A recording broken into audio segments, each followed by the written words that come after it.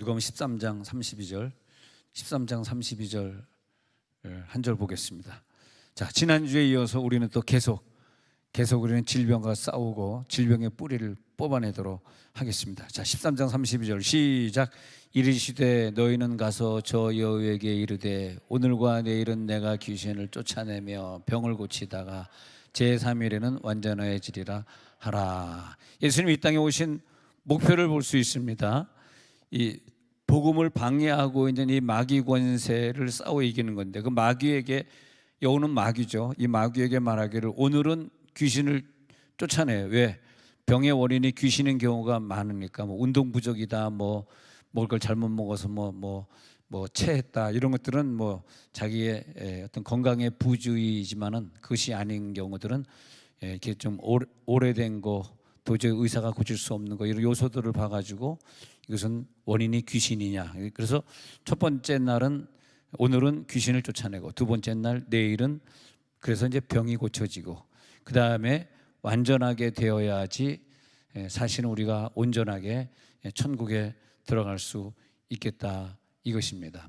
자, 좋은 의사라면 어떻게 하겠어요? 어떤 환자가 왔을 때 먼저 많은 걸 물어보겠죠. 혹시 가족 중에 이런 병 걸린 사람 없습니까?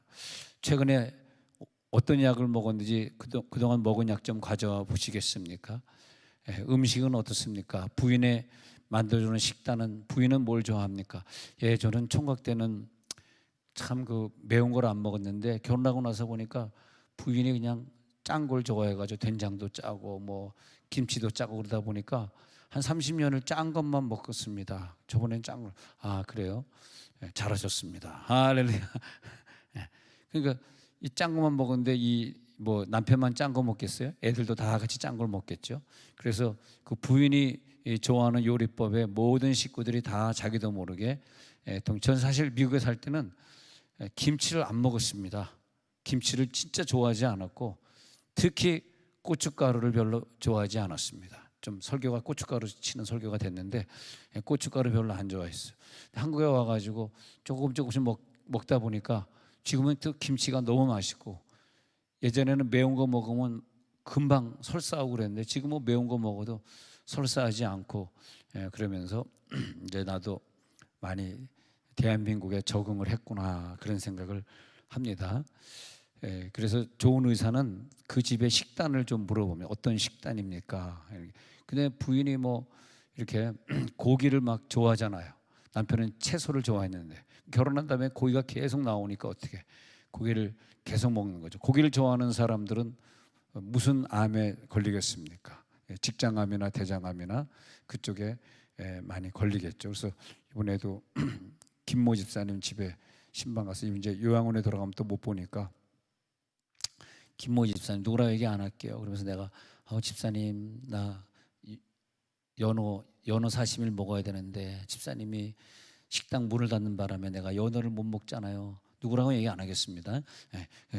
근데 이 남편은 대체 무슨 음식을 좋아해서는 직장암에 걸린 겁니까? 내가 물어봤더니 남편이 들을까 봐 고기 그랬더니 고기를 너무 좋아하니까 또 우리가 어떤 식단을, 그걸 진짜 물어봐야 돼요. 어느 음식, 고기를 좋아해요? 아니면 뭘 좋아해요? 이렇게 물어봐야 됩니다. 또 애가 막 중학생인데 키가 180이야. 그럼 비정상이잖아. 저는 지금 대학생인데 160밖에 안 되는데, 아니 얘 중학생이 왜 180이요? 이거 비정상이네. 왜 이렇게 커요? 그랬더니 어렸을 때부터 우유를 막 엄청 먹어. 요즘 그 뉴스 안 들어봤냐고. 우유 먹지 말라는데 우유에 그냥 성장 촉진제를 넣은 그 인공 사료들을 갖다 미국이나 한국이나 소에다가 그냥 먹여가지고 소들이 촉진제를 이 방목을 해가지고 길가에 있는 풀들을 뜯어먹고 살도록 하나님이 창조해 놨는데, 그거는 닭도 그렇고요. 닭도 성장 촉진제, 닭도 그렇고, 요즘은 먹을 게 없어요. 돼지도 그렇고 막 빨리 키워가지고 빨리 뚱뚱하게 만들어서 팔려고 하다 보니까 GMO라고 하는 나쁜 성분을 넣어가지고 요즘 그래서 이게 밝혀진 다음에는 우유 장사하시는 분들께 죄송하지만 아이들이 우유 먹으면 금방 커는데 문제는 뭐냐 하면 뼈가 부실해, 뼈가. 그래서 키 큰 사람들이 거의 90%가 허리가 아픕니다. 뼈가 부실해. 나 같은 사람은 허리가 안 아파. 허리가 안 아파. 왜? 160 이하는 안 아픕니다. 160 이하. 오늘 키까지 다 공개하고 오늘 특별한 날. 보니까요, 우리 주일날 산부 예배 때 여기 앞에 있는 분들은 그대로 앞에 앉으면 좋겠어요. 주일 산부 예배 때 여기가 싹 비어 있어가지고 무슨 소갈머리 없는 것처럼, 아니 저기 여기만 쓱 비어. 왜냐니까 그 전에 성가대가 앉던 자리에 이제 성가대가 앉는 줄 알고 아예 안 앉다 보니까 요즘 성가대 일로 올라가서 앉잖아요. 그래서 여기 산부 예배 오시는 분 여기 좀 채워주시면 좋겠습니다. 생각났을 때 얘기해. 저는 또 지나가면 잊어버려요. 목사님 설교하다 딴 얘기합니까? 나 지나가면 잊어버리니까 어떻게 하냐, 할 수 없지. 그런데 목사님 왜 안 컸냐? 저희는 어렸을 때 우유를 못 먹었잖아요. 우유를 어떻게 먹습니까? 우리가 가난하고 부자인 걸 떠나서 우유를 쉽게 먹을 수 없었던 나이에요. 그래서 가끔 학교에 가면 옥수수 빵하고 우유하고 배급을 주는데 그걸 먹은 거지. 우리가 어떻게 서울 우유를 먹고 자랐겠습니까?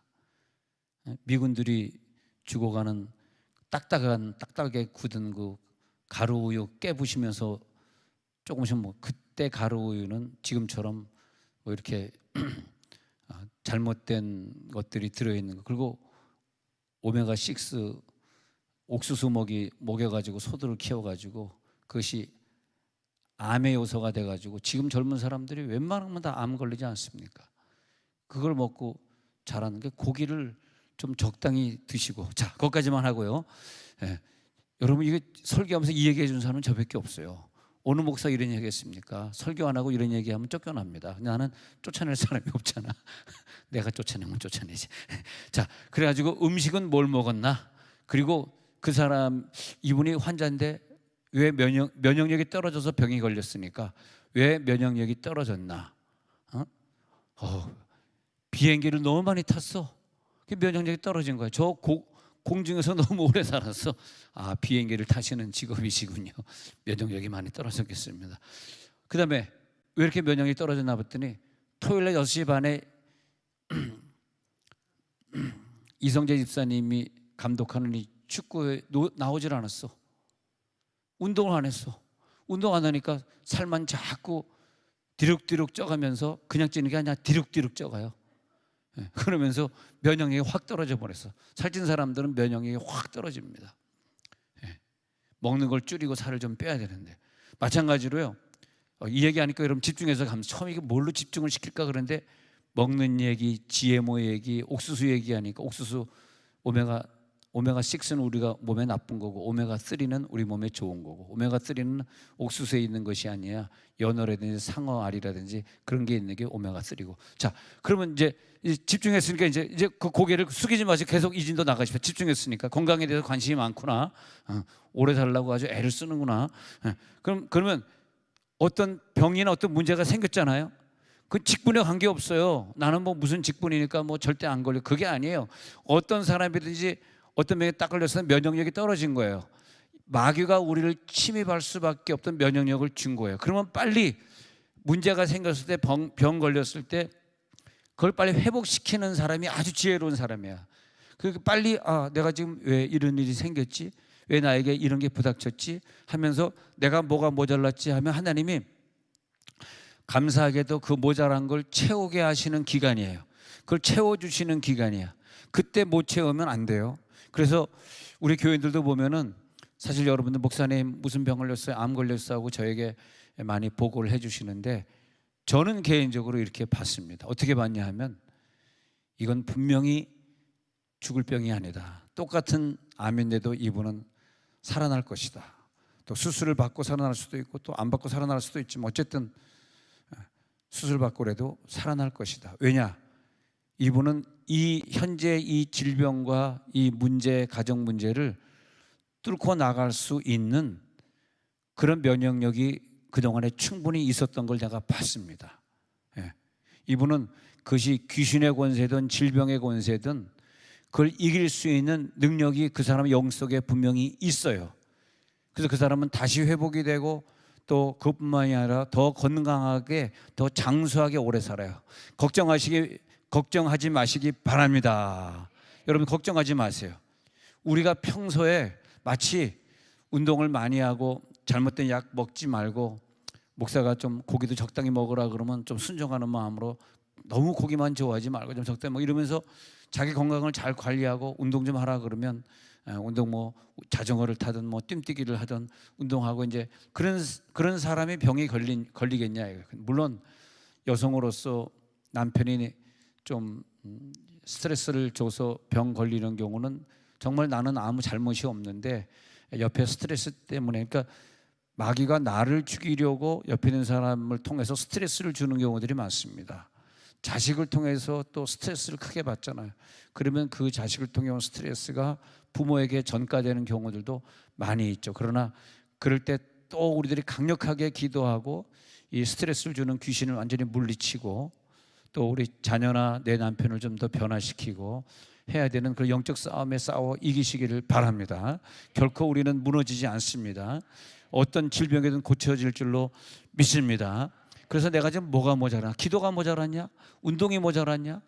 뭐 설교가 모자랐냐? 그리고 솔직하게 하나님 앞에 그걸 따져봐야 돼. 내가 어떤 예배가 모자랐지? 아니 솔직하게 뭐 우리 거짓말할 필요는 없어요. 지금은 건강하니까 이런 설교가 기분 나쁘게 들릴지 모르지만 오늘 갑자기 여러분 무슨 병 걸려가지고 의사가 6개월을 넘기기 못해 그러면 어떻게 하겠습니까? 그러면 생각해봐요. 6개월이래. 6개월인데 내가 뭐가 모자랐지? 예.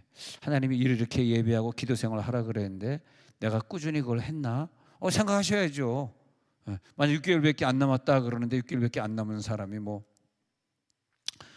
그냥 뭐 의사나 찾아다니고 뭐 그건 이제 불신자가 하는 거고 정말 자기가 예수가 내 속에 계신 생명이 살아있는 신자라면 의사도 따라가겠지만 그것도 그렇지만 또 한편으로는 우리가 그런 걸 해볼 거 아닙니까? 생각해 볼 거 아니야.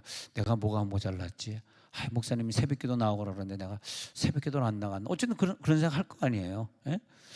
내가 하나님 앞에 좀 정직한 헌금 생활을 내가 못했었나? 왜냐하면 그런 모든 것에는요, 이건 수학의 공식이에요. 난 수학이라고 봐. 인생은 수학이다. 그 뭐 요행은 없습니다. 요행을 기대하지 마세요. 딱 거기 공식이 딱 떨어지게 된 이게 모자라면 이게 딱 결과물이 나오는 거예요. 물리학도 그렇고 화학도 그렇습니다. 뭐에 뭘 첨가하면은 무슨 분자식으로 어떤 약품, 어떤 화학 약품이 발생되는 것이지 그것도 넣지 않은데 갑자기 발생돼 가지고 그 화학의 요소가 생기라고 착각하면 안 되는 거죠. 분명히 그 효소가 들어가야지 이 자원이 또 생기는 것이고 그런 거 아닙니까? 신앙생활도 똑같은 거죠. 그 뭐 우리가 여기서 제가 좀 뭐 과장하고 거짓말하고 뭐 그럴 이유가 있겠습니까? 그러면 성령의 능력이 우리 가운데 임하잖아요. 또 말씀을 일단 말씀에 체험을 하잖아요. 또 하나님이 우리들 가운데 예기치 못한 은혜를 주시잖아요. 성령의 능력이든 말씀의 체험이든 하늘에서 내려오는 어떤 은혜든 그런 것들이 있을 때에는 병이 걸려도 걱정 안 하셔도 돼요. 내가 그런 걸 갖고 있어. 난 벌써 말씀을 체험한 사람이야. 난 말씀 읽으면서 큰 은사를 체험했어. 그리고 나는 이렇게 변화된 모습으로 살고 있어. 나는 늘 기쁨이 충만해. 하는데 갑자기 의사가 6개월밖에 못 삽니다. 걱정할 필요 없어요. 왜? 내 속에 그걸 이길 수 있는 면역력이 있으니까. 할렐루야. 우리 교회 중에 그런 분들도 봤어요. 남편에게 그런 병이 생겼는데 그 부인 집사님이나 여자 집사나 여자 권사님이 상당히 믿음이 있으셔요. 그리고 평생 한결같이 하나님을 철저하게 믿으신 분들 가정을 제가 또 유심히 제가 그냥 여러분들은 그냥 쓱 지나갈지 모르지만 저는 이제 연구를 하잖아요. 공식적으로 수학의 공식에 대입해서 연구를 해보잖아. 이분은 딴 분 같은 경우는 벌써 가셨는데 왜 이분 하나님이 살려주셨을까? 정말 그 남자분이 교회는 안 나오지만 잘한 것 중에 하나는 뭐냐면 기도하는 권사님하고 결혼한 거 그거 잘한 거야. 할렐루야. 할렐루야.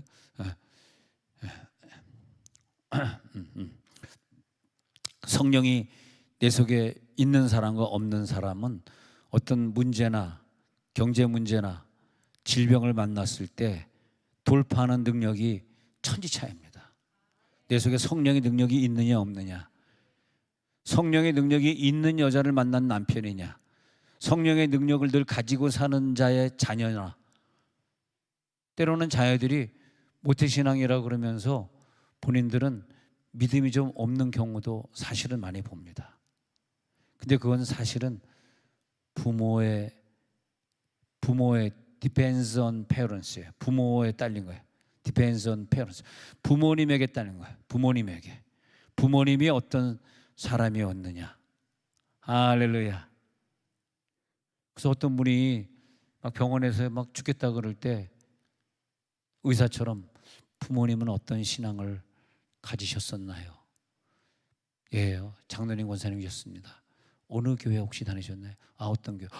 그 교회라면 맨날 싸우던 그 연희동에 있는 그 목사님 쫓는 그 교회 말합니까? 그랬더니 예, 그 교회. 그 연희동에 그 교회 혹시 어느 편에 서셨었나요? 거기까지만 하겠습니다. 예, 너무 자세히 하면 다쳐요. 예, 부모님이 그렇게 참 충성된 장로님이셨거든요. 부모님이 어떤 정말 믿음 생활을 철저히 잘하는 분의 자녀, 부럽습니다. 부러워. 여기 이렇게 엄마랑 옆에 앉아 있는 딸을 보니까 부럽네. 할렐루야. 엄마랑 같이 앉아 있는 저 딸. 저기 여기가 거기인가 저기. 네 딸 어디 갔느냐? 위층에서 놀고 있다. 네 딸 어디 갔냐? 그랬더니 김모 집사님이 위층에서 놀고 있다. 알겠습니다. 제가 반말로 물어봤다고 어떻게 집사가 같이 반말로 대답하니? 네, 그만하겠습니다. 네, 자, 그럼 넘어가겠습니다. 진짜로 알아듣지 마시고, 자, 요한복음 16장 8절에 넘어가서요. 요 16장 8절에서 성령이 내 속에 있잖아. 성령이 내 속에 있는 사람은 우리가 왜 질병과 문제에서 이길 수 있냐면 성령이 그가 내 속에 와서 1번 내가 어떤 죄를 짓더라도 이 성령은 예수님이 나를 위해 십자가 못 박혀 죽으신 그 권능을 가지고 오셨기 때문에 똑같은 죄를 졌는데 내 속에 예수가 있는 사람이 죄를 증거하고 예수를 전혀 안 믿는 사람이 죄를 증거하고 당하는 질병과 문제가 다르고 통과하고 이겨낼 능력이 그들에게는 없고 우리는 내가 이기는 게 아니기 때문에 어차피 예수님이 내 공로를 보시고 내가 잘한 거 못한 것을 보시고 나를 위해 죽으신 것이 아니기 때문에 할렐루야. 그래서 성령은 무슨 일을 하냐? 어떤 죄가 나를 침입하더라도 죄로부터 정결케 만들어주는 거예요. 이게 좋은 거예요. 그러니까 우리는 너무 감사하고 미안해. 예. 그런 죄를 지을 필요가 없어요. 내가 잘나서가 아니라 성령이 오셔가지고 차가 부닥쳤는데 그 차가 내 차를 쫙 긁고 갔어. 근데 하나도 밉지가 않아. 새 차 주실래는가 보다. 근데 아직 안 주셔. 지금 미워지네 갑자기. 오늘 미워지네. 근데 이렇게 어떤 일이 벌어지잖아. 나는 사람이 밉진 않아. 나는 다 사람들이 귀엽게 보여. 그 노가다 하시는 그 이삿짐 센터 하시는 분들이 3명이 남자가 내려가지고 미안해가지고 어쩔 줄 몰라. 아유, 이 친구들 먹고 살기 힘든데 뭐 이 20 몇만 킬로 튼 10몇 년 된 차 뭐 지금 뭘 고치겠어. 알았습니다. 그냥 가십시오. 그냥 가라.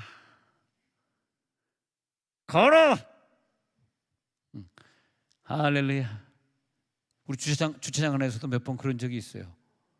난 그 주차장에 그 차를 한 10cm만 조금 넓게 해놔도 차들이 긁지 않을 텐데 한 칸 더 만들려고 좁게 이렇게 만들어놔가지고 우리 교회 주차장도 그렇지만 이렇게 좁아가지고 말이야 자꾸 긁는 경우들이 생기지. 그때는 어떻게 또 긁었어. 걸어. 어떡하겠습니까? 우리가 그 돈 몇 푼 받아서 뭐 하겠습니까? 죄를 바라볼 때 내 죄도 용서하신 그분이 남의 죄도 용서하는 능력이 있더라고요. 그 죄에 대해서 심판을 내려버렸어. 더 이상 너는 그 죄 때문에 정죄함 받지 않아. 예수님이 너의 죄를 다 가져가셨어. 그러니까 저 사람의 죄도 다 가져가시니까 나도 죄인 아니듯이 저 사람도 죄인으로 보이질 않게 되는 그런 은혜를 경험합니다. 아니 나는 죄를 용서받았는데 너는 죄가 그대로 있어. 그러면 내 죄가 정결함 받지 못했으니까 질병이 들어올 이유가 있어요. 여러분 오늘 저녁에 질병은 다 떠나갈지어다. 왜냐? 내가 잘나서 그런 것이 아니라 그냥 믿으시면 돼. 내 속에 성령이 계심을 믿을지어다. 내 속에 성령이 계시기 때문에 내 죄, 네 죄, 내 자식이 잘못한 죄, 그 모든 죄까지 싹 가져가 버렸어요. 그래서 우리는 자식에게 야단치거나 소리 지를 필요가 없어. 그게 엄청난 죄입니다. 자기도 나의 아버지 하나님께 용서함 받았으면서, 아니 내 자식이 나보다 잘못했으면 내가 하나님 앞에 용서함 받은 것보다 더 잘못했을까? 더 잘못한 게 아니에요. 우리도 자식인데, 우리도 용서함 받은 자식인데 죄에 대하여 깨끗해집니다. 할렐루야. 또 의에 대하여 심판하시리라. 내가 의를 주장할 필요가 없어. 왜냐? 나는 죄인인데 하나님이 나를 의인으로 만들어 버렸다는 거야. 의인으로. 그래서 내가 죄인인데 의인이 되어 버렸으니 내가 내 의의 공로를 통해서 하나님 앞에 서는 것이 아니야. 내가 내 의의 공로로 선다면 말이에요, 그 의를 주장한다면 나는 너보다 의롭지, 내가 의로워서 천국까지 그렇게 말씀하신다면 병 걸려요. 문제 생깁니다. 너 그래 의로워? 네가 잘나서 너에게 복을 준 것 같아? 네가 오늘 건강하게, 네가 그냥 운동 잘하고 네가 잘해서 너에게 건강을 준 것 같아? 너 굉장히 그렇게 의로워? 안 되죠. 의로우면 안 돼. 근데 그 의에 대해 성령이 대신 너의 부족한 의를 채워 주시리라. 그 다음에 세 번째는 심판에 대해서도, 저쪽에 마귀가 나를 심판하려고 그래. 근데 그 마귀의 세상에 대해서 예수님이 책망을 해버려요. 마귀가 나에게 죄로 접근해 책망해버려. 너 의인 맞아? 그것도 책망해버려. 또 너 심판받아야지. 너 심판받기 위해서 너 병을 준다, 너에게 문제를 준다. 심판의 요소가 다가와요. 근데 우리는 심판의 요소를 어떻게 이기냐니까 성령의 능력으로. 나는 심판에서 제외됐다. 심판에서 제외된 자들만 아멘 하시기 바랍니다. 나는 영원히 심판받지 않아. 예수님이 대신 심판을 받으셨잖아. 그렇게 말하는 거죠. 할렐루야. 죄로부터도 우리는 정결하고 불의함으로부터도 우리를 정하게 씻어주시고 정하게 되겠네.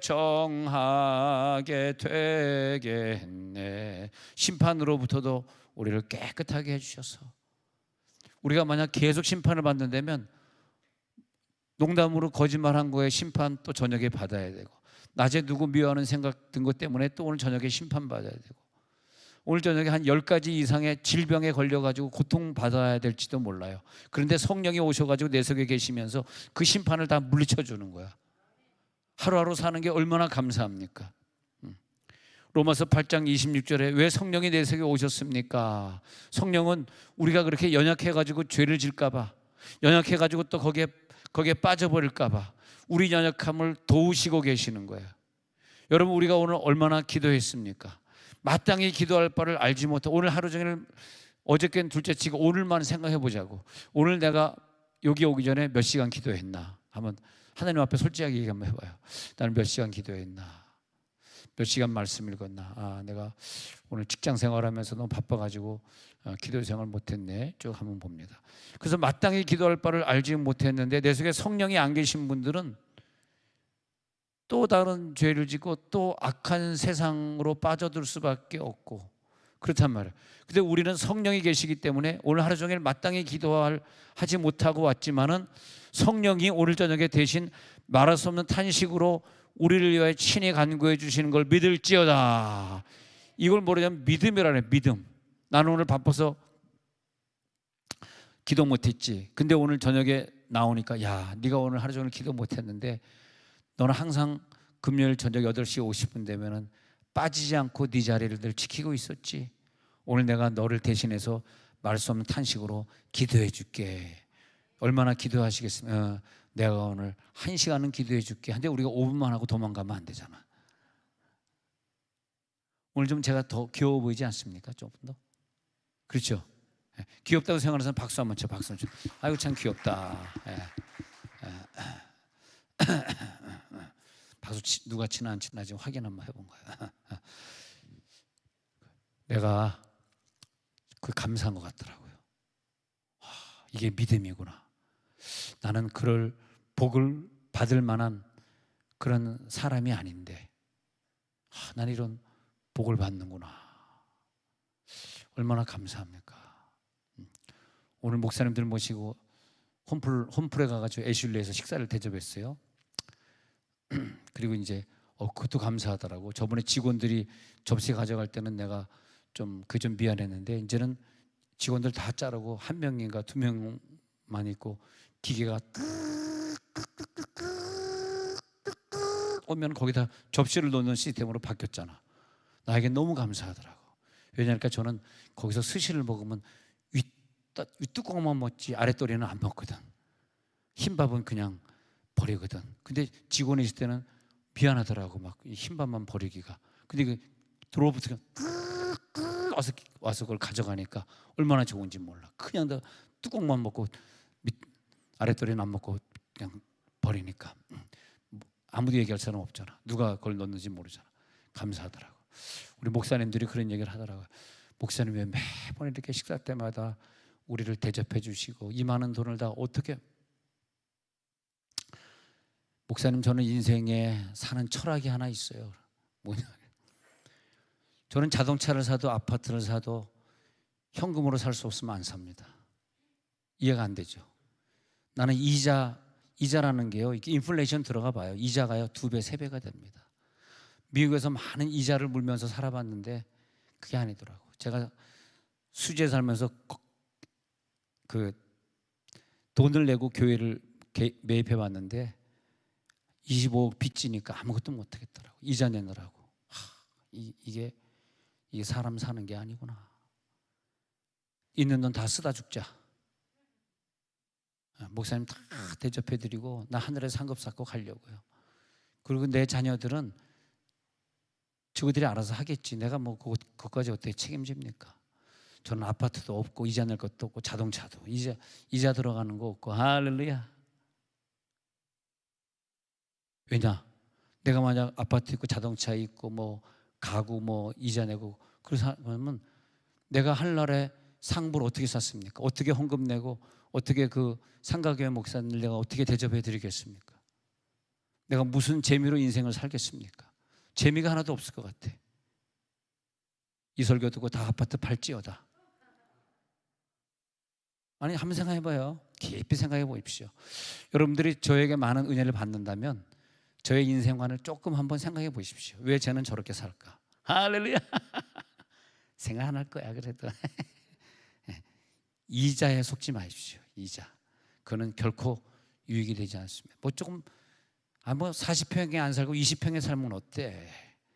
그 꼭 40평에 살면서 그만한 이자를 내면서 그렇게 살아야 되겠어? 한나라에 상급 쌓는 게 영원한 상급이지. 은행에 상급 쌓는 게 그 뭐 영원한 상급이에요? 더 많이 헌금 내시고, 이건 한 명도 아멘 안 하는구나. 다시 한번 헌금 더 많이 내시고. 할렐루야. 감사합니다. 왜 아멘 안 하면 또 임직자 떨어뜨릴까 봐 억지로 하신 분이 몇 분이 있어요. 그러지 마. 그렇게 살지 마. 이 경제라고 하는 건 10년 만에 한번 인플레이션, 디플레이션이 왔다 갔다 하기 때문에 이자가 처음에 여러분 계약할 때 이자가 2.5%입니다. 세월이 지나고 그게 5%로 뛰는 거야. 2배가 되는 거 이자가. 그게 쉬운 게 아니에요. 이자가. 은행에 속지 마세요. 은행 다니시는 분들, 아유 최 집사님 은행 은퇴했으니까 감사하다. 근데 은행에 다니시는 분들에게 미안하지만, 그러면 자 로마서 8장 26절에서 보면 성령은 우리의 뭘 도우시냐? 연약함을 도우시나니. 우리는 마땅히 기도할 바를 알지 못하나 오직 성령이 말할 수 없는 탄식으로 우리를 위하여 친히 간구하시느니라. 이 성경 구절을 믿는 사람만 아멘 할렐루야.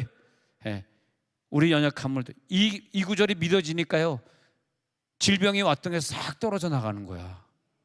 나 지금 연약해, 나 지금 병 걸렸어, 나 지금 힘들어.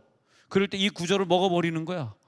딱 뇌마로 딱 먹어버리니까 이 구절인데 영성에 딱 박히니까 나 마땅히 빌 바를 알지 못해, 내가 지금 몸이 아파서 기도를 할 수가 없어. 근데 성령이 말하시는 탄식으로 대신 간구하시는 이 구절 그대로 이루어지는 겁니다. 내가 병 걸렸을 때, 힘들 때, 내가 연약할 때 나를 돕습니다. 자, 병의 원인, 이 문제의 원인은 무엇인가 깊이 생각해 보십시다. 운동 부족이냐, 뭐 부족이냐, 내가 뭐가 부족했느냐. 그래서 이 말은 말이에요, 여러분 절대 부족한 것이 누적되지 않았으면 좋겠어요. 그날 할 일은 그날 하세요. 그날 성경 읽는 거, 그날 목장 모임 하는 거 미루고 나 좀 아프니까 목장 모임 6개월 있다 나갈래 그러지 마세요. 그날 모이는 목장은 그날 아니면 더 이상 기회가 없는 거예요. 지나가고 나면 끝이에요. 오늘 날짜도 오늘 지나가면 이제 끝입니다. 내일 오늘 거를 못했다고 메이크업 할 수가 없는 게 세월이요, 시간입니다. 연약한 중에 우리를 도우시는 성령을 의지하시기 바랍니다. 연약한 우리를 미리 아시고 우리를 위하여 친히 간구해 주시고, 또 우리가 부족하면 우리를 위해 또 친히 간구해 줘서 우리를 도와주시고, 오늘 임재해 주시기를 바랍니다. 임재하시옵소서. 야, 이 은총이 얼마나 아름다운 은총입니까? 우리를 위해 친히 간구해 주시고 우리를 도와주시고. 고린도전서 12장 7절에 그래서 성령이 우리들에게 나타나면 뭐냐 하면, 우리가 아플 때, 힘들 때 우리를 도와주시려고 내 속에 성령이 나타내 주신 것은 나에게 유익을 주시리라. 절대 나를 불리하게 해주시지 않습니다. 나를 유익하게 하기 위해서. 우리가 어떤 일이 벌어졌을 때 나를 유익하게 하시는 성령을 의지하시면 나를 유익하게 해주는 거예요. 여러분 지금 어떤 문제가 생겼어, 누굴 의지합니까? 성령을 의지하시기 바랍니다.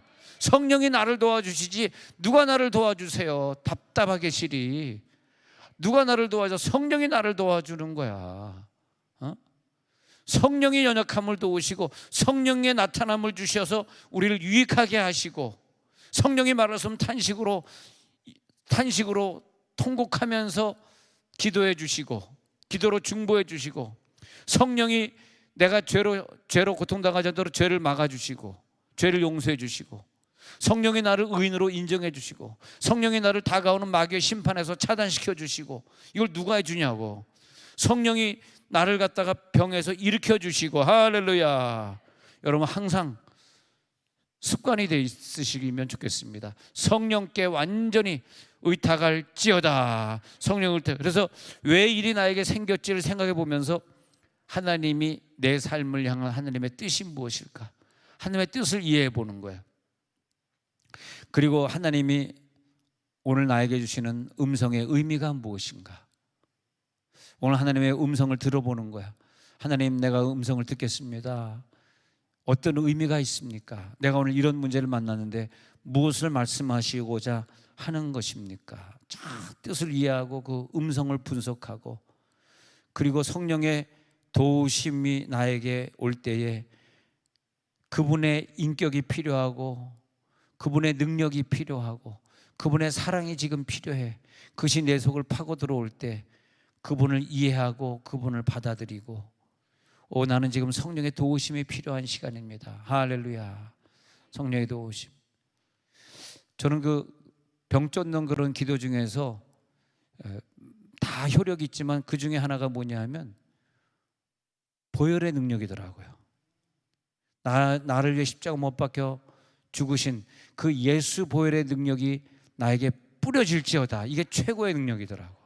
그래서 주일날 아침에는 이 보혈의 능력을 연장선으로 좀 설교를 해야 되는데, 이 보혈의 능력이 뿌려져야 돼. 근데 믿음이 있는 사람, 평소에 내게 부르짖으라 내게 응답하겠고, 평소에 부르짖으면서 응답했던 사람은 딱 아파와도 하던 습관대로 보혈의 능력을 뿌리는데, 결국 그 병을 이기지 못하고 끝나버리는 사람들의 경우를 유심히 연구를 해보니까 그러진 않더라고요. 보혈의 능력보다 다른 걸 더 많이 의지해요. 제 말은 정답입니다, 여러분. 이거 오답이 아니에요. 추측도 아니고 추측기사도 아니고. 분명히 믿음의 사람은 예수의 보혈의 능력만을 의지해야 돼. 하나님이 보고 계시거든. 내가 너의 병 치유를 위해서 그가 찔리면 내 상함을 위하여 말이야.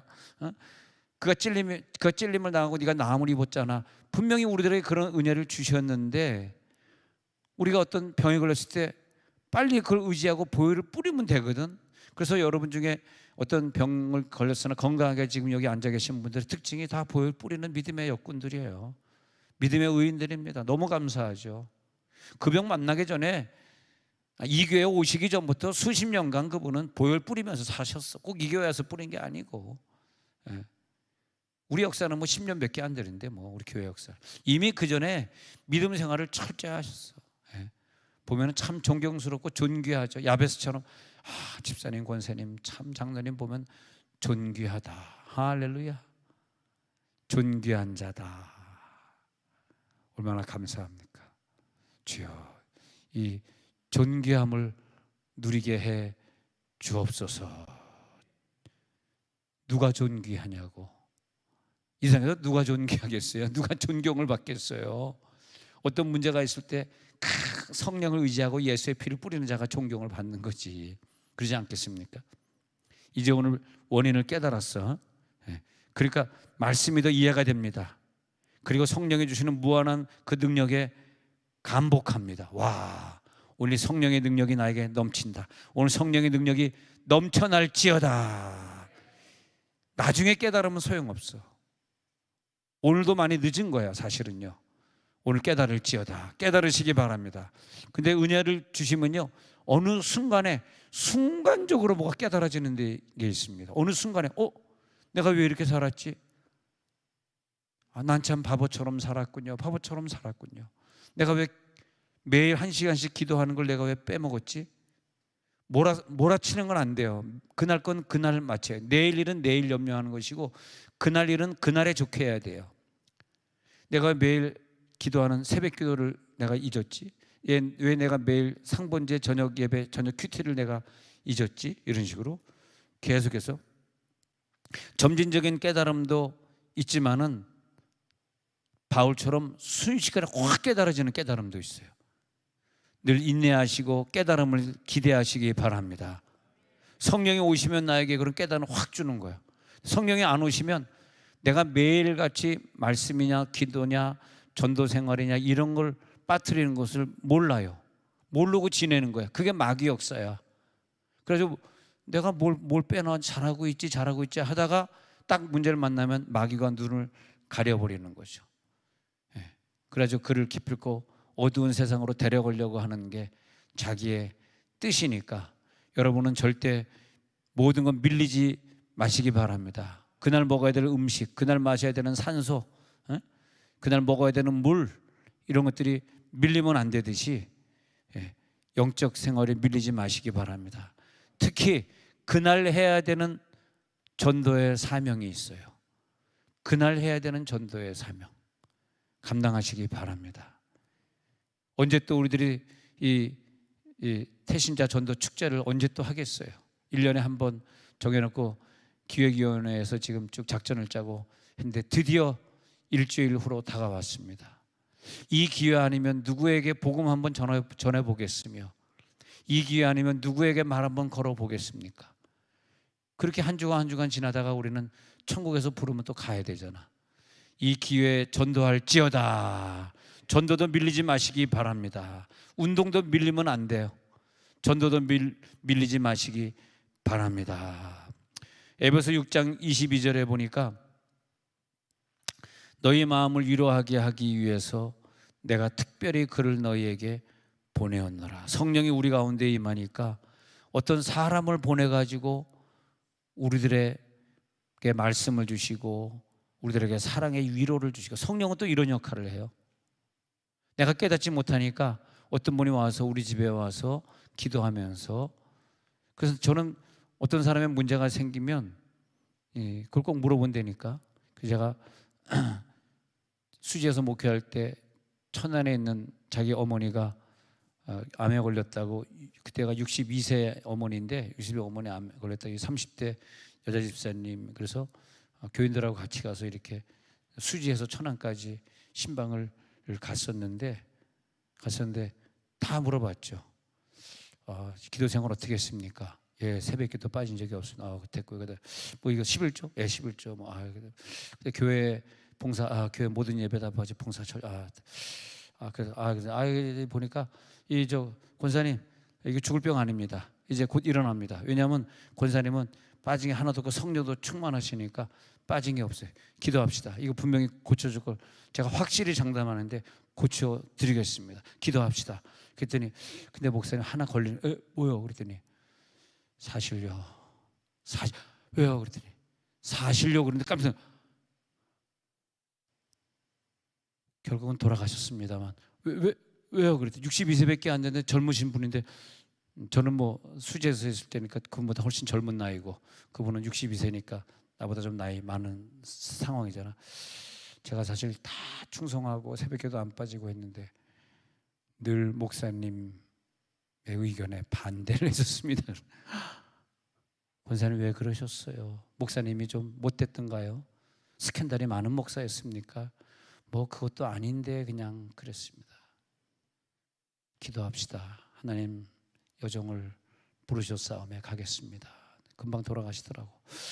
제가 뭐 돌아가신 얘기를 하자는 건 아니고 우리가 항상 뭐든지 밀리면 안 되게 돼 있어. 뭐든지 밀리면 안 되고 하나님 앞에 내가 어떤 신앙생활을 철저히 하다가 주님이 나를 62세에 부른다고 가정하면, 그분 62세에 가졌잖아요. 62세에 나를 부른다고 가정하면 내가 62세까지 내가 이거 제대로 했는가? 여러분 밀린 기도는요, 밀린 기도 부흥회 할 때 다 메이크업하시기 바랍니다. 농담 아니에요. 기도 밀리지 마세요. 또 사랑에 빚지지 마세요. 사랑의 빚에는 아무 빚도 지지 말라. 그러니까 사랑의 빚을 지지 말라는 거잖아. 다른 빚도 지지 말아야 되지만 사랑이 빠지지 말라는, 사랑이 밀리지 말라는 얘기잖아. 사랑의 빚 외에는 지지 말라는 게 좀 말이 좀 한국말로 어려운 말인데, 네가 받은 사랑보다 준 사랑이 많으라는 뜻이에요. 그게 사랑의 빚 외에는 아무 빚 지지 말라는 것은, 돈은 네가 100을 받았으니 100을 돌려줄 수 있지만 네가 사랑을 100을 받았다면 1000을 돌려주라, 2000을 돌려주라는 거야. 아시겠죠? 사랑은 더 풍성하게 많이 하려는 거야. 그리고 천국 갈 준비를 하려는 거야. 하나님 앞에 부족함이 없이 서려는 거야. 헌금도 밀리지 말라는 거야. 언제 갚겠어? 11조 조금 밀려다가 나중에 10년을 밀려봐야 그 수억이 될 텐데 수억의 돈을 어떻게 갚겠습니까? 결국 못 갚고 천국 가는 거죠. 모든 것을 우리들이 전도 어떻게 갚겠어? 오늘 전도하면 안 하면 언제 하겠어 이걸? 여러분 몸이 아파가지고 병석에 있을 때 뭘 느끼냐 하면, 병석에 있으면 뭐 기도는 할 수 있고 혼자 예배, 혼자 헌금 생활, 몸이 아픈데 얼마 좀 내줘, 여보 얼마 내줘, 그거 할 수 있어. 전도는 끝이야. 혼자 독방에 있는데 누굴 전도하겠어? 전도는 건강할 때 허리 구부러지지 않고, 나 구부러졌어요? 안 구부러져? 봐봐. 어때요? 괜찮아요? 좀 웃어주라, 불쌍하다. 이렇게 할 때 전도하는 거지. 이렇게 되면 어떻게 해서? 힘들지. 힘들어. 밀리지 맙시다. 성령은 우리 가운데 오셔가지고 밀리지 않게 해주실 줄로 믿습니다. 너의 마음을 위로하기 위해서 어떤 사람을 보내죠. 내가 특별히 그를 너에게 보내게 돼. 시편 30편 1절에 보니까 여호와여 내가 주를 높일 것은 주께서 나를 끌어내서 내 원수로 하여금 나로 말미암아 기뻐하지 못하게 하심이니이다. 2절에 보니까 시작, 여호와 내 하나님이여 내가 주께 부르짖음에 나를 고치셨나이다. 오늘 부르짖었어요. 고침을 받을지어답니다. 할렐루야. 부르짖지 않으면 어떻게 돼? 나를 안 고치셨나이다. 부르짖는 기도 밀리지 마시기 바랍니다. 부르짖음에 3절에 보니까 여호와여 주께서 내 영혼을 수월에서 끌어내어 나를 살리사 무덤에서 내려가지 아니하게 하셨나이다. 이게 2절하고 3절하고 연결된 게 뭔지 아십니까? 여러분이 가지고 있는 질병과 싸워 이겨야 되는 이유는 이 질병에서, 2절에 보니까 내가 주께 부르짖음에 나를 고치셨나이다. 고침을 받았잖아요. 그게 그게 곧바로 이어지는 거야. 나를 스올에서 끌어 지옥으로 가지 않게 나를 살려서 무덤으로 나를 내려가지 않도록 만들어 주시는 겁니다. 여러분, 부르짖어서 나를 고친다는 것은 성령이 나에게 역사했기 때문에 그 성령이 내가 지옥에 내려가지 않게 도와주시는 거기 때문에 기필코 오늘 가지고 있는 여러분의 모든 프로블럼들은 다 고쳐질지어다. 완전히 치유될지어다. 하나님이 예정해 놨어요. 얘는 어떤 병이 인생 속에 지나갈 텐데, 어떤 문제가 지나갈 텐데 하나님이 해결해 주실 거야. 이렇게 하나님이 예정해 놨어요. 그 예정된 자를 여러분이 공식에 맞춰보면 딱 나옵니다. 이 사람 모든 것이 밀리지 않기 때문에 이 사람은 고쳐지도록 예정된 사람이다. 딱 돼 있어. 여러분들 다 문제 속에서 빠져나오시고 병은 다 해결될 줄로 믿습니다. 그래서 이 고쳐질 사람은 이 병이나 이 문제가 생기기 전에 이미 하나님이 이 사람은 이 시점에서 어떤 병이 고쳐질지 우리는 모르지만 하나님은 아셨거든요. 얘가 지금 30살인데 40살 될 때에 그때 어떤 병이 생길 것이다 그랬단 말이에요. 그러면 10년 정도 시간 동안 고쳐질 사람이라고 보면 하나님이 어떻게 했겠어? 우리는 하나님이 아니기 때문에 그걸 모르시겠습니다만 하나님이 이런 분이셔요. 10년 동안 준비를 시키는 거예요. 10년 동안 그 면역력이 떨어지지 않도록, 그것이 밀리지 않도록 그 모든 요소들을 다 감당하게 하시고, 그 능력을 가지고 10년 후에 어떤 문제가 생겼을 때에 그 문제를 뚫고 나갈 수 있는 힘을 주시는 거예요. 근데 지금 30살이야. 근데 40살에 어떤 문제가 생길 거야. 10년 동안 아무것도 기도 생활, 부르짖는 기도도 없어. 아무것도 없었어. 교회 일주일에 한 번 왔다 갔다 해서. 근데 딱 문제가 생겼어. 어떻게 됐을까요? 이럴 수 없습니다. 이것은 그냥 그렇게 생기는 게 아니에요. 성령이 10년 동안 나를 기도 훈련을 시켰어. 보혈을 뿌리는 훈련을 시켰어. 또 보혈 뿌리는 세종온누리교회 같은 교회를 또 다니게 했어. 아멘하는 자들만 고쳐줬어. 할렐루야, 감사합니다. 끝까지 안 할 줄 알았더니 해주는구나. 하나님이 왜 이 사람을 고쳐줬을까요? 통성으로 기도하고 방언 기도하고 귀신 쫓는 기도하는 그런 교회를 다니게 했다는 거야. 난 그게 너무 감사한 것 같아. 정말 제 인생의 가장 큰 축복은 기도하는 여러분들을 만난 게 내 인생의 큰 축복인 것 같아. 할렐루야. 너무 감사하더라고. 지난 수요일 저녁에 우리 조카가 설교하고 나서 삼촌 감사해요. 삼촌 교회 강단에 자기를 세워주신 거 감사해요. 막 문자를 보냈는데 자기가 우리 교회 와서 은혜를 끼치고 갔으니까 내가 감사하지 왜 자기가 감사하냐. 그런데 보니까 참 조카가 이렇게 훌륭한 선교의 꿈을 가지고 또 부흥 강사인 선교사가 나왔으니 얼마나 감사합니까? 보통 선교사들은 대체로 막 부흥의 식으로 못하는 특징이 있잖아요. 왜냐하면 선교지에 있다 보니까 좀 이 설교할 기회가 많지 않으니까 좀 이렇게 좀 뭐라 그럴까요? 좀 메시지가 좀 약하다 그럴까? 은사가 약하다 그럴까? 좀 그런 게 있는데 얘는 그냥 뭐 은사도 강하고 메시지도 강하고 영어도 잘하고 그러니까 하나님이 선교지에서 아주 크게 쓰이겠더라고. 또 뒷받침도 그 아버지가 선교단체를 크게 운영하고 있으니까 막 또 도와줄 거 아닙니까? 얼마나 감사합니까? 생각해 보니까 하나님 정말 우리 가정에 누가 선교한다고 나갔는데 생각 한번 해보세요. 선교한다고 나갔는데 맨날 돈 묻혀달라고 그러고 맨날 힘들다 그러면 돈 많은 사람이야 힘들지 않겠지만 월급으로 꼬박꼬박 살아가는 사람들이야 자기 형제가 선교지에 나가 있거나 그러면 얼마나 그 민폐입니까 사실은요. 돈은 보내줘야 되겠고. 근데 얘를 보면서 야, 제가 정말 그 30여 년 목회하면서 우리 매형한테 선교비를 드린 적이 없어요. 너무 감사한 거야 그게. 교회에서 매형이라고 선교비 보내면 또 말 많은 사람들이 얼마나 말을 많이 하겠습니까? 제가 아주 친한 선교사는 우리 교회에서 선교 안 했습니다. 안 줬습니다. 개인적으로 내가 했지. 왜냐하면 말 들을까 봐. 이 말 한마디가 무서워. 또 여자들은 그랬대. 그래서 우리 매형을 제가 4번 목회하면서도 한 번도 선교비를 보낸 적이 없어요. 단지 이제 설교하러 오면 강사비는 드렸지만 또 뭐 강사비를 드리면 그 목사님 뭐 나쁜 데 쓰시겠어요? 그러잖아요. 저번에 이재환 목사님 강사비 드렸더니 마침 그날 감사하게도 우리 아들 결혼 날짜랑 겹치게 됐어. 그것까지만 하겠습니다. 결국 야 이거 할 수 없다. 얘 이리 결혼식이니 어떻게 하냐, 토해낸다. 그럴 줄 알고 날짜를 맞춘 거지. 그건 농담이고 얼마나 감사합니까? 난 우리 식구들이 민폐 끼치지 않는 선교사가 된 게 너무 감사하고. 자, 그러면 이제 다시 이제 보는 거예요. 시편 30편 1절 3절 하고 있었잖아. 2절에 보니까 내가 주께 부르짖음에 나를 고치셨나이다. 그리고 그 다음에 뭐예요?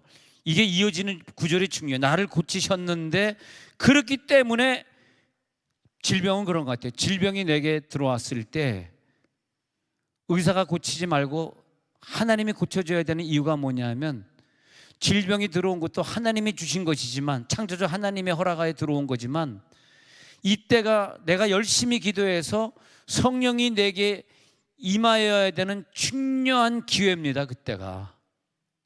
아니, 우리들의 생애에 열심히 눈물로 막 기도할 수 있는 기회가 몇 번이나 되겠습니까? 아니, 대체 몇 번이나 그런 기회가 있겠냐는 거야. 몇 번이냐? 어? 할렐루야.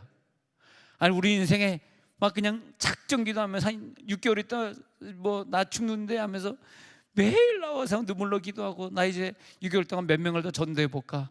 나 그동안 안 나왔는데 화해 전도팀이 이제부터 6개월 남았는데 화해 전도팀 안 나오는 사람은 그건 인간도 아니죠. 6개월 이상 남은 사람은 안 나와도 되는데 6개월밖에 안 남았어 하는 분들은 화해 전도팀에 나오셔야 돼. 6개월 전도하고 가야지. 평생 안 했는데. 양심 있지. 자기 양심에 손을 놓고 한번 생각해봐. 그래. 뭘 따라하긴 손을 놓고 생각해봐. 그러잖아요. 네. 그렇지 않습니까? 그래, 성령이 강하게 역사할 수 있는 그 시간이, 나에게 문제가 터지고 의사의 어떤 몇 개월 남았는다라는 거는 진단이 내려왔을 때가 가장 성령이 역사하고 싶은 시간이야. 사실은요. 성령의 마음을 한번 보세요. 야, 지금 너에게 이렇게 역사하고 싶어. 그래서 질병도 하나님이 주셨지만 그 다음에 성령이 와가지고 나에게 강하게 역사할 수 있는 시간이에요. 이때 없으면, 이때 아니면 기회가 없어요. 이때 아니면 기회가 없어. 성령의 역사가 오늘 나에게 강하게 지나가게 하옵소서. 할렐루야. 오늘 성령의 역사가 나를 지나갑니다. 그때 성령이 이때다 그러고, 야, 너 그동안 기도 안 했는데 네가 무슨 사형 선고 받으니까 네가 이제 좀 기도하는구나. 알겠다 해가지고, 너는 치유되기 위해서 선택된 인간이야. 할렐루야. 성령이, 야, 너 너무 감사하다. 내가 너를 선택한 거야. 왜? 너는 이런 문제가 생길 때 그동안 밀린 것들을 다 정리할 수 있는 그런 능력이 있는 사람이잖아. 그래 6개월 딱 됐는데, 1년 됐는데, 목사님 이제 의사가 나한테 선고를 내린 지 1년째가 되었습니다. 이제 다 날짜가 되었는데 가려고요. 그런 경우 있더라고요. 그 소프라노 김영미 씨라고 미국에서는 제일 유명한 한국 한인 교포였는데 1956년생 예원 고등학교 이화여대 성악과 이태리에서 소프라노 엄청 유명해진 김영미, 키는 150밖에 안 돼. 작아요. 이렇게 자세히 얘기해 주는 사람은 나밖에 없어. 그 김영미 집에 이제 제가 놀러 가서 그랜드 피아노를 이렇게 조율하고 있을 때인데, 그랜드 피아노 조율하고 있는데 그 김영미 씨가, 근데 이제 무엇보다 이제 그 남편 김영훈, 오빠 남편이 김영훈인데, 그분 고쳐질 때 정말 그걸 봤어요. 당신이 백혈병인데 혈액암인데 1년 있다 죽습니다. 근데 정확히 1년 되니까 몸이 다 수축해가지고 다 죽게 돼요. 근데 딱 1년 된 그 주간에 부흥회를 교회에서 하게 된 거야. 부흥회를. 근데 딱 그날 성령이 임했던 그날이 365일째야. 진짜 거짓말 안 치고 진짜 365. 김영훈이 앞에 앉아서 이제 부흥회 하고 있는데 막 손을 막, 여러분 이번 주 월화수 부흥회 기대합시다. 이번엔 질병과 우리 싸울 겁니다. 여러분 심각해요. 교인들 지금 별의별 문제들이 지금 다 했습니다. 오늘 또 보니까 뭐 세영이 엄마 지금 또 허리 수술, NK병원에서 허리 수술 받았지. 또 여러분 저 조치에 있는 통큰 한우곰탕 김현옥 집사님 교통사고 나가지고 지금 NK병원에서 지금 링겔 맞고 있지. 뭐 지금 사고들이 계속 터지는 거야. 바람 잘 날이 없다 그러더니 너무 교인이 많은가 봐. 왜 이렇게 바람 잘 날이 없는 거야. 이 사람 터지고 저 사람 터지고. 그래도 뭐 이렇게 뭐 목숨이 사라질 만큼 큰 사고는 아니니까 다행이지만은 계속 문자가 들어옵니다. 근데 뭐 다 올려드리진 못하지만, 예, 그럼. 근데 이 김영훈 씨는 그날 365일째 되는 날, 자기는 정말 처음으로 그걸 봤다는 거예요. 딱 자기가 딱 앉아서 이제 찬양하는 시간인데 막 찬양을, 여러분 찬양 시간이 중요하더라고요. 찬양, 다음 찬양은 주일 아침, 주일 저녁 7시 반 이렇게 계속 이어지겠습니다. 찬양 시간인데 성령이 임해버리니까 막 손을 막 이러길래 저분이 뭐 세종원님께서 배워갔나? 왜 저걸 하고 있어? 한참을 한 30분 이상 그러더니 딱 깨더니 목사님 천국 갔다 왔습니다. 천국 갔다 왔어요. 자기가 죽었대, 환상 중에. 예, 죽었는데 참 여러분 제가 간증했는데 어쩜 이렇게 처음 듣는 것처럼 듣고 있냐. 기억력이 다 당신이나 나나. 그러니까 설교를 또 하지. 이거 다 기억해내고 있으면 어떻게 설교를 또 하겠어. 수십 번 했는데 또 처음 듣는 거. 나는 수십 번 한 걸 기억하고 있을 정도 기억력이 있는 사람이에요. 여러분들은 한 번도 안 들은 것처럼 앉아서 듣고 있지만. 그래서 천국에 갔는데 자기가 천국문 앞에 딱 서는데 예수님이 앞에 계시더라는 거예요. 딱 자기가 죽은 거래. 천국에 갔대. 예수님이 너 잘 왔다. 제가 오늘 죽은 겁니까? 오늘 저는 천국에 들어갑니까? 김영훈 집사인데, 김영훈 집사. 그러니까 그래, 네가 오늘 죽는 날이다. 천국에 오는 날이다. 아유, 예수님 알겠습니다. 근데 넌 아직 올 자격이 없어 그러더래. 우리 현신의 권사님하고 좀 현상이 좀 비슷해. 현신의 권사님도 너 다시 내려가. 너가 받은 영광 다 돌려주고 와. 그래가지고 자기가 받았던 헌금들 전부 충영교회 헌금하고 다시 천국 갔잖아요. 현신의 권사님이. 근데 이 김용훈 집사도 마찬가지. 다시 돌아가. 그러니까 왜요? 그랬더니 너 전도 상금이 하나도 없잖아. 너 전도하고 와야지. 이대로 어떻게 천국 오니? 내가 너에게 다시 생명 줄 테니까 돌아가. 그래서 돌아온 거야. 그 다음에 부흥회 끝나고요, 운전을 못하니까 제가 이제 데리고 집에다 그날 밤에 집에서 잠을 못 자고 3번 4번 화장실을 가는데 우리 몸에 그렇게 나쁜 독이 있는지 자기는 처음 봤대. 자기 몸속에 복수가 찼을 거 아니에요. 그러니까 이 대변으로 파란, 뭐 똥도 아닌 파란 그런 이물질이 막 몸에서 쏟아지는 3번 4번 자기가 이걸 항문으로 쏟아내는데 어마어마한 게 이 꽉 차더래, 변기. 그 3번 4번. 그리고 좀 자다 일어났는데 시원하더라는 거야. 오늘 죽어야 되는 사람이 왜 이러지? 그 다음에 병원에 갔는데 정상으로 하루아침에 다 돼버린 거예요. 아무것도 없는데요. 암이 다 어디 갔어요? 혈액암이 왜 이렇게 됐습니까? 백혈병이 왜 이렇게 됐어요? 그 미국 병원에서. 그래 나는 뭐 난리가 난 거지. 그래가지고 내가 김영훈 집사, 내가 이제 그 다음에 이제 픽업이 돼가지고 드라이버가 돼가지고 막 이 교회 저 교회 다니면서 간증을 시켰어요. 그러니까 뭐 사람들이 뭐 1년 만에 저 병이 날 수 있어. 그 다음부터 이제 잘 먹으니까 삐쩍 마른 사람이 이제 살찌기 시작하더라고. 근데 어느 순간에요, 우리들이 하나님의 은혜를 입으면 그런 병도 질병도 암도 다 떨어지는 걸 분명히 봤습니다. 우리 이번에 질병이 떠나가는 걸 체험할지어다. 예. 특히 월화수 저녁에 우리 집회할 때는요, 보혈을 좀 많이 뿌려주세요. 소리 안 내고 기도하시는 내성적인 분들 성격이 좀 바뀌셔야 돼요. 외성적으로 바뀌면서 자꾸 뿌리는 거야. 보혈의 피, 예수 피, 이 아픈 것에 뿌려질지어다. 그리고 막 허리 아프고 그러신 분들은 제가 말한 그런 거 화학약품이 있는 우유라든지, 우유 먹으려고 그러면 진짜 유기농으로 키운 소에서 짜낸 그런 우유를 드세요. 한 잔에 한 100만 원 정도 하는 거. 네? 그 싼 우유 먹으면 안 돼. 진짜 농담 아닙니다, 여러분. 네. 그래가지고 이 성령이 말이에요, 나에게 있을 때 이 병을 이기고 견뎌낼 수 있는 힘을 주는 거예요. 성령은 이 시간에 우리를 자유케 할지어다. 예수의 피는 뿌려질지어다. 예수의 몸이 나에게서 완성되어 가는 거죠. 이 역사가 오늘도 나타날지어다. 그래서 그 사람들이 병이 고쳐진 사람들, 왜 하나님이 그 사람에게 그 믿음이 좋은데 그런 병을 주셨지요? 왜 그 사람의 그런 문제를 주셨죠? 왜 가정에 부부끼리 갈등을 주셨죠? 그런 사람들이 기도자가 됐잖아. 그렇잖아요. 아니 그전에 기도 안 하던 사람, 아니 그런 질병 그런 문제를 거치지 않은 사람들이 기도자가 될 수가 있을까요? 저는 힘들다고 생각해.